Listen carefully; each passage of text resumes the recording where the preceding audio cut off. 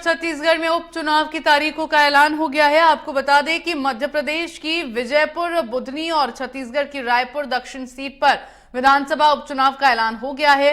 तीनों विधानसभा सीटों पर 13 नवंबर को मतदान होगा और 23 नवंबर को नतीजे सामने आएंगे। मध्य प्रदेश के पूर्व मुख्यमंत्री शिवराज सिंह चौहान के सांसद बनने के बाद बुधनी सीट खाली हुई थी, जबकि विजयपुर से विधायक रामनिवास रावत के बीजेपी में शामिल होने से वहां की सीट खाली हुई थी। बुधनी सीट साल 2008 से बीजेपी का गढ़ बनी हुई है। विजयपुर सीट कांग्रेस का गढ़ थी और यहां से विधायक रामनिवास रावत 6 बार कांग्रेस से विधायक रहे हैं। साथ ही आपको बता दें कि बृजमोहन अग्रवाल के सांसद चुने जाने के बाद रायपुर दक्षिण विधानसभा सीट खाली हो गई, जिसके बाद अब 13 नवंबर को उपचुनाव होगा।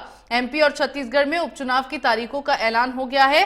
13 नवंबर को बुधनी विजयपुर सीट पर मतदान होगा। छत्तीसगढ़ में रायपुर दक्षिण सीट पर उपचुनाव है। रायपुर दक्षिण सीट पर भी 13 नवंबर को ही मतदान होगा। 23 नवंबर को उपचुनाव के नतीजे सामने आएंगे। विजयपुर से मंत्री रामनिवास रावत का नाम तय किया गया है। बीजेपी उम्मीदवार के तौर पर रामनिवास रावत का नाम तय हुआ।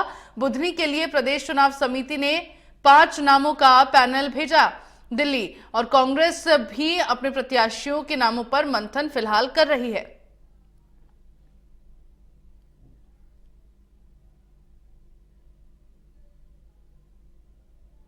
तो बुधनी और विजयपुर सीट पर 13 नवंबर को मतदान होगा।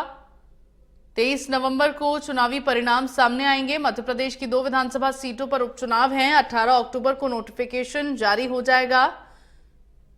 नामांकन जमा करने की आखिरी तारीख 25 अक्टूबर होगी। 28 अक्टूबर को स्क्रूटनी होगी।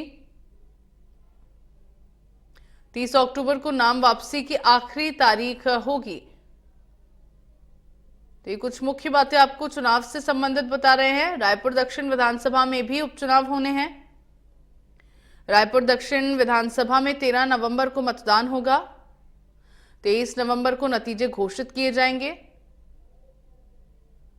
नामांकन की अंतिम तिथि 25 अक्टूबर को होगी और 28 अक्टूबर को नामांकन पत्रों की स्क्रूटनी होगी, यानी कि समीक्षा नामों की जाएगी, और नामांकन वापसी की अंतिम तिथि 30 अक्टूबर होगी।